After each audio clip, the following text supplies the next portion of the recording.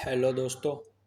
तो बहुत दिन के बाद ये मैं वीडियो अपलोड करने जा रहा हूँ, जो कि एक बहुत ही इम्पोर्टेंट वापस मैं एक टॉपिक डिस्कस करूँगा, जो है cost sheet. Cost sheet almost every student के मन में होता है कि इसको समझे कैसे। और इसको समझने का मैं आज आपको एक ट्रिक बताऊँगा, मीन्स एक लॉजिक से समझाऊँगा, जिससे आपको एक दो बार में, अगर आप ये वीडियो एक दो बार देखोगे तो आपको कोस्ट सीट ईजीली लर्न भी हो जाएगी और समझ में भी आ जाएगी। तो मैं आपको उसको समझाने के लिए कुछ एग्जाम्पल यहाँ पे, मीन्स एग्जाम्पल तो नहीं, आपको बेसिक समझा रहा हूँ कि देखो, हमारे लिए एक्सपेंसेस कितने टाइप के होते हैं, डायरेक्ट और इनडायरेक्ट। एज वी नो, दो टाइप के हमारे एक्सपेंसेस होते हैं, डायरेक्ट और इनडायरेक्ट। आपको ये दोनों एक्सपेंसेस आने चाहिए कि कौन से डायरेक्ट है कौन से इनडायरेक्ट है। ओके। अभी क्या होता है कि देखो, मैं आपको एक एग्जांपल देता हूँ कि ये पेन है जो मैं लिख रहा हूँ, इसमें जो भी वर्कर है, जो भी वर्कर ने काम किया इस पेन को बनाने के लिए, मशीन पे वर्क किया, वो तो हमारा हो जाएगा डायरेक्ट। और जो भी मशीन है जिसमें वर्कर वर्क कर रहे हैं, उसमें अगर कोई ग्रीस है, ऑयलिंग है, पेट्रोल है, फ्यूल है चलाने के लिए लगा, तो वो हमारा हो जाएगा इनडायरेक्ट। ओके। अभी देखो, डायरेक्ट में भी तीन प्रकार के होते हैं, direct material, direct labour, direct expenses. Indirect में भी तीन प्रकार होते हैं, indirect material, indirect labour, indirect expenses. In all over हम इसको टोटल को बोलते हैं ओवरहेड्स, और इनके टोटल को हम बोलते हैं प्राइम कॉस्ट। ओके। अभी क्या होता है, इनडायरेक्ट में भी तीन प्रकार होते हैं, मीन्स कहाँ इसको हमने किया है। एक तो है हम इसको फैक्ट्री में कर सकते हैं, एक है हम इसको ऑफिस में कर सकते हैं, एक है हम इसको शोरूम में कर सकते हैं। शोरूम मीन्स जहाँ पे हमारा माल बिक रहा है। सबसे पहला फैक्ट्री मीन्स जहाँ पे हमारा माल बन रहा है, जैसे कि एग्जांपल कि ये पेन, जहाँ पे पेन बन रहा है। ऑफिस, ऑफिस में कुछ बन नहीं रहा, लेकिन वहाँ पे जो डिसीजन है, जिस डिसीजन को फॉलो करके फैक्ट्री प्रोडक्शन कर रही है, तो वहाँ के खर्चे। और शोरूम के खर्चे, जहाँ पे ये मेरा पेन बिक रहा है फाइनली। यहाँ पे भी तीन प्रकार हो सकते हैं इंडिविजुअल सबके। कौन कौन से, तो कि इनडायरेक्ट मटेरियल यहाँ पे भी हो सकता है, लेबर भी हो सकता है, एक्सपेंस भी हो सकता है, यहाँ पे भी सेम है, तीनों हो सकते हैं। एज यूजुअल यहाँ पे भी सेम है। तो सबसे पहले हम अगर स्टार्ट करते हैं तो वो डायरेक्ट से करते हैं। कैसे स्टार्ट करते हैं डायरेक्ट से, देखो, सबसे पहले हम कॉस्ट शीट में स्टार्टिंग करेंगे तो हम क्या लिखेंगे, ओपनिंग स्टॉक ऑफ मटेरियल। जो हमारे पास ओपनिंग स्टॉक है मटेरियल का, वो। और मैं आपको और एक बता दूं कि ये जो कॉस्ट शीट है, वो हम एक सीक्वेंस में प्रिपेयर करते हैं। और ये जो कॉस्ट शीट है, वो हमारी इस साल हमने कितना माल बनाया उसकी कॉस्ट शीट है। पूरा माल बनाया, ना कि कोई आधा माल बनाया। ओके। तो पूरा माल हमने कितना बनाया उसकी कॉस्ट शीट है। ओपनिंग हमने ले लिया, प्लस करेंगे हम इसमें अगर कोई हमने परचेज किया है मटेरियल का। देखो, मैं आपको इसका लॉजिक समझाता हूँ। माइनस करेंगे हम इसमें क्लोजिंग स्टॉक ऑफ मटेरियल, तो ये हमारा आ जाएगा रॉ मटेरियल कंज्यूम्ड। अभी समझो आप, मैं आपको इसमें समझाता हूँ कि आपके पास ओपनिंग में मटेरियल कितना था जब ईयर का स्टार्टिंग हुआ, 100 था। और आपने परचेज किया था मटेरियल को ईयर के बीच में 50। और आपका क्लोजिंग में मटेरियल कितना रह गया, आपका क्लोजिंग में मटेरियल रह गया 20। तो इसका मतलब क्या हुआ, इससे आप मुझे बताओ कि हमने यहाँ पे मटेरियल को हमारे पूरे साल में यूज़ कितना किया, मीन्स उसका मटेरियल का कितना पार्ट है जो हमने कंजम्पशन किया है ये हमारा पेन बनाने के लिए। आप पहले वीडियो पॉज करके बोलो, बाद में आप देखना सॉल्यूशन, क्योंकि ये थोड़ा लॉजिकल है। आप एक बार करके देखो और बाद में ये सॉल्यूशन देखो। आई होप आपने कर लिया होगा। तो अभी क्रॉस चेक करो। देखो हमने ओपनिंग में हमारे पास था 100 प्लस परचेस किया 50, तो होना कितना चाहिए 150, लेकिन क्लोजिंग में हमारे पास कितना है 20। तो इसका मतलब क्या हुआ, हमने 130 का कंजम्पशन किया है। अब कौन से पर्पस में कंजम्पशन किया है, तो कि डायरेक्ट वाले में हमने कंजम्पशन किया है, ये पेन बनाने में एग्जाम्पल। तो यहाँ पे रॉ मटेरियल कंज्यूम आ गया। अभी हम उसमें ऐड करते हैं, हमने अगर कोई ये पेन बनाने में डायरेक्ट लेबर का हमारा कोई यूज़ हुआ है तो डायरेक्ट लेबर, अगर कोई डायरेक्ट एक्सपेंसेस हुए हैं, डायरेक्ट एक्सपेंसेस अगर कोई हुआ है, तो आप यहाँ पे देख सकते हो कि हमारा डायरेक्ट मटेरियल आ गया, डायरेक्ट लेबर आ गया, डायरेक्ट एक्सपेंसेस आ गया। तो ये जो हमारा टोटल आएगा इसको हम बोलेंगे प्राइम कॉस्ट। क्या बोलेंगे, प्राइम कॉस्ट। डायरेक्ट लेबर को मैंने आपको समझा मीन्स एक्सप्लेन कर दिया। अभी डायरेक्ट एक्सपेंसेस, ये पेन का जो इंक आया था, मैं आपको एग्जांपल दे रहा हूँ, वो पूरा ट्रक भर के आया था। जो ट्रक वाले ने हमारे से कुछ चार्जेस लिए, तो वो इसमें डायरेक्ट एक्सपेंसेस में आ सकते हैं। अभी हमारी क्या हो गई, अभी हमारी प्राइम कॉस्ट आ गई। तो हमने यहाँ पे कौन से एक्सपेंसेस को सभी रिकॉर्ड कर लिया, डायरेक्ट वाले को सभी को रिकॉर्ड कर लिया, तो इसको हम कर देते हैं कट। अभी हमारा कौन सा बाकी रहा, हमारा अभी देखो, अभी हमने प्रोडक्शन शुरू नहीं किया है, प्रोडक्शन को भी शुरू नहीं किया है, हमने तो सिर्फ देखा है कि कौन सी कॉस्ट लगी है। अभी हम हमारा यहाँ पे फैक्ट्री में कौन से एक्सपेंसेस लगे वो यहाँ पे हम लिखेंगे फाइनली। फैक्ट्री में कौन से कॉस्ट लगे, तो यहाँ पे हम लिखेंगे, ऐड करेंगे फैक्ट्री ओवरहेड्स। अभी यहाँ तक तो आपका सब डायरेक्ट का काम हो गया, अभी जो आएगा सब इनडायरेक्ट आ गया। इससे इससे आगे प्राइम कॉस्ट से आगे कभी भी डायरेक्ट नहीं आ सकता, अभी सारा इनडायरेक्ट चलेगा। Factory overheads, factory overheads means जो भी खर्च है फैक्ट्री से रिलेटेड है। फैक्ट्री जहाँ पे हमारा ये पेन बन रहा है, अभी ये इनडायरेक्ट मटेरियल भी हो सकता है, इनडायरेक्ट लेबर भी हो सकता है, इनडायरेक्ट एक्सपेंसेस भी हो सकता है, कुछ भी हो सकता है। ओके, तो अभी हमारा फैक्ट्री ओवरहेड लग गया, मीन्स उसका मीन्स क्या हुआ कि हमने प्रोडक्शन पूरा शुरू कर दिया। प्रोडक्शन शुरू कर दिया तो ये हमने ऐड कर दिया, तो ये हमें ऐड करने के बाद हमारा क्या हो गया, gross works cost. Gross works cost, gross works cost आ गया। अभी हम क्या करेंगे ग्रॉस वर्क्स कॉस्ट के बारे में। अभी आप समझो कि आपने आज आज सुबह आपने प्रोडक्शन शुरू किया, समझो आज सुबह आपने प्रोडक्शन शुरू किया। प्रोडक्शन आपने जब शुरू किया, तो आपके पास पहले का मीन्स पिछले दिन का प्रोडक्शन ऑलरेडी हाफ यानी WIP वर्क इन प्रोग्रेस पड़ा हुआ था। तो आप as a man of ordinary prudence आप क्या करोगे, तो जो पहले पड़ा हुआ है हमारे पास ऑलरेडी उसको ही फर्दर प्रोड्यूस करोगे ना। ऐसा तो नहीं है ना कि आज हम फर्दर नया प्रोडक्शन शुरू कर देते हैं, जो कल का पड़ा है उसको ऐसे ही रहने देते हैं। इनफैक्ट आप देखो कि कई बार जो ट्यूशन में हम लेक्चर सिस्टम होता है, तो एक लेक्चर में जहाँ तक हमने टॉपिक ख़त्म किया वहीं से आगे हम करेंगे ना। मैं इसको एग्जांपल इसी वीडियो में देता हूँ। समझो मैंने यहाँ तक करवाया ग्रॉस वर्क्स कॉस्ट तक, और मैंने इस वीडियो को एंड कर दिया, तो अब अगला जब वीडियो आएगा तो मैं यहीं से शुरू करूँगा ना। ऐसा तो नहीं है कि चलो कॉस्ट शीट हो गया। तो सेम लॉजिक यहाँ पे इस्तेमाल है कि आपने जो हम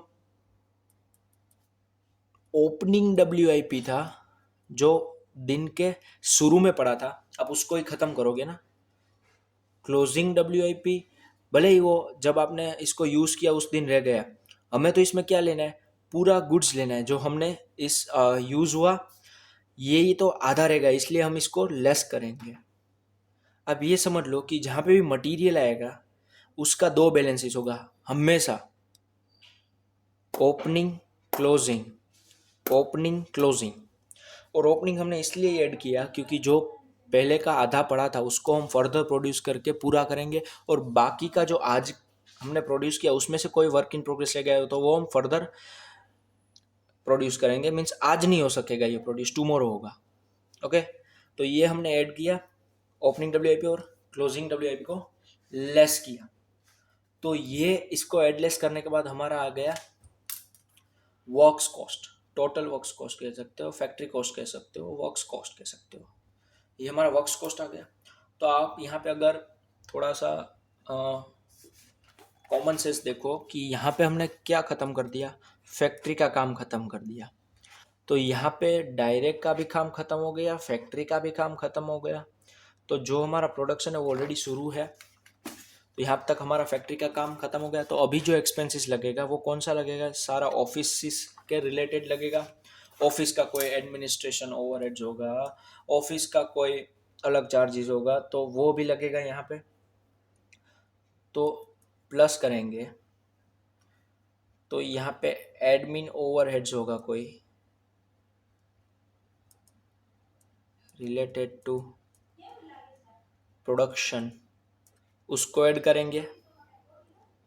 और यहाँ पे आप एक चीज़ को ध्यान रखना कि अगर कोई आपको मटेरियल को, मीन्स मटेरियल नहीं, वेस्ट को, स्क्रैप को सेल करके कोई भी अमाउंट रिसीव हुआ है, तो आप उसको क्या करोगे, लेस करोगे। क्या करोगे, लेस करोगे। मैं आपको इसीलिए इतना स्लो समझा रहा हूँ क्योंकि ये बहुत मीन्स स्टूडेंट्स का डाउट रहता है कि इसको समझे कैसे, तो आप इसको ऐसे समझ सकते हो। मैं इसलिए आपको इतना धीरे समझ रहा हूँ। आप अपने माइंड में ऐसा इमेज बनाओ कि ये असली में हो रहा है, तभी आपको असली में मीन्स ईजीली समझ में आएगा। तो यहाँ पे हमारा क्या हो गया, देखो प्रोडक्शन हो गया। प्रोडक्शन में और भी हम ऐड कर सकते हैं, जैसे कि पैकेजिंग होती है। पैकेजिंग दो प्रकार की होती है, तो हम इसमें प्राइमरी ऐड करेंगे क्योंकि वो प्रोडक्ट को मेंटेन करने के लिए ज़रूरी है। अगर वो हम नहीं करेंगे तो प्रोडक्ट ऐसे ही पड़ा रहेगा। जैसे कि कोलगेट है, तो उसका जो प्राइमरी पैकेजिंग होता है, तो उसको अगर आप नहीं करोगे तो कोलगेट आप कैसे कैरी कर सकते हो। ओके, तो ये सब करने के बाद हमारा जो यहाँ पे प्रोडक्शन का रिलेटेड था, वो प्रोडक्शन का भी रिलेट लग चुका है। तो ये हमारा हो जाएगा cost of production. Cost of production हो गया ये हमारा। अभी आप देखो प्रोडक्शन का कॉस्ट आ गया, तो आपने प्रोडक्शन कर लिया, तो अभी आपके पास ऐसा भी कोई फिनिश गुड्स होगा ना कि पूरा वो सेल नहीं हो पाया, कुछ क्लोजिंग स्टॉक बच गया। और ऐसा भी आपके पास क्लोजिंग स्टॉक हो गया कि जब आपने प्रोडक्शन शुरू किया था, मीन सुबह, तब वो ऑलरेडी फिनिश फॉर्म में पड़ा हुआ था। तो जब आप बेचोगे तो जो ओपनिंग पड़ा हुआ था आपके पास फिनिश गुड्स का, वही आप पहले बेचोगे ना, कि जो आपने जो अभी प्रोड्यूस किया वही बेचोगे। As a man of ordinary prudence, जो आपका पहले ऑलरेडी पड़ा हुआ था as a opening finish goods, उसको आप बेच दोगे। और जो आपके पास क्लोजिंग रहे रहा है, मीन्स वो आपका बिका नहीं है, तो जो बिक गया उसको तो ऐड कर देते हैं, और जो नहीं बिक पाया उसको लेस कर देते हैं। तो ये एडलेस करने के बाद आपका कॉस्ट ऑफ गुड्स सोल्ड आ गया। कॉस्ट ऑफ गुड्स सोल्ड जो आप COGS कहते हैं। तो ये कहाँ तक आ गया, हमारा ऑफिस का भी यहाँ से अभी खत्म हो गया। यहाँ पे हम सारा ऑफिस का भी लेके आ गए। तो यहाँ पे आप देख सकते हो ऑफिस का भी हो गया। अभी हमारा लास्ट में शोरूम का बचेगा। क्या बचेगा, शोरूम का बचेगा। तो यहाँ पे कॉस्ट ऑफ गुड्स सोल्ड भी आ गया। अभी हम यहाँ पे क्या एडलेस करेंगे, ऐड हम लेस तो फिलहाल यहाँ पे आप होगा नहीं यहाँ से, क्योंकि most of the question means almost सारे क्वेश्चन में लेस यहाँ पे तो होता ही नहीं है। कोई बार आ जाता है तो वो अलग चीज़ है। अभी यहाँ पे हम ऐड क्या करेंगे, admin overheads related to, means जो हमारा शोरूम था, शोरूम को हम जनरल की भी कह सकते हैं, यानी रोज़मर्रा, रोज़मर्रा के नहीं कह सकते, यानी जनरल ओवरहेड। ओके, यहाँ पे हमारा सेलिंग ओवरहेड्स भी हो जाएगा, डिस्ट्रीब्यूशन ओवरहेड्स भी हो जाएगा। कोई अगर आपका कोई यहाँ पे मीन्स जो शोरूम के रिलेटेड रेंट लगा है वो हो जाएगा। जैसे कि आपके कोई शोरूम में वर्कर काम कर रहा है, शोरूम में वर्कर काम कर रहा है, तो उसको आपने वेजिस पेमेंट किया तो वो यहाँ पे हो जाएगा। ऑब्वियस ही बात है, क्योंकि वो जो वर्कर है वो ना तो इसको मैन्युफैक्चरिंग करने में काम मीन्स काम बता हाथ बता रहा है, ना तो इसके ऑफिस एक्सपेंस ऑफिस में जो काम हो रहा है मीन्स डिसीजन मेकिंग का वहाँ पे नहीं काम कर रहा है। ये कहाँ पे काम कर रहा है? जो शोरूम है हमारा, जहाँ पे हमारा फाइनल प्रोडक्ट सोल्ड हो रहा है, वहाँ पे काम कर रहा है। तो ये यहाँ पे आएगा। तो एडमिन ओवरहेड्स जो भी अलग अलग है वो यहाँ पे सारा हो जाएगा। ये कौन सा है? मैंने आपको अभी बताया, शोरूम वाला है। यहाँ पे कोई सेलिंग एक्सपेंसेस होगा, चलो लिख ही देता हूँ। सेलिंग एक्सपेंसेस होगा, बाद में आपका हो जाएगा डिस्ट्रीब्यूशन एक्सपेंसेस। तो ये जो आपका होगा वो फाइनली क्या होगा? Cost of sales. Cost of sales means आपने कितना amount with direct and indirect लगाया, जो आपको सेल यूनिट्स है मीन्स आपने ऑल ओवर कितना लगाया अमाउंट, और आपका सेल यहाँ पे आ जाएगा। सेल को हम यहाँ पे लिखेंगे, तो ये जो बच जाएगा यहाँ पे बच जाएगा बैलेंसिंग फिगर। क्या बच जाएगा ये एज अ बैलेंसिंग फिगर? ये प्रॉफिट भी हो सकता है और लॉस भी हो सकता है, कुछ भी हो सकता है यहाँ पे। तो अगर आपको मैं इसको इजीली बाइफरगेट करके बताऊं, समझो, तो बाइफरगेशन कैसे करेंगे? ये तो हमारा शोरूम का है, यहाँ तक तो हमारा फैक्ट्री तक का है,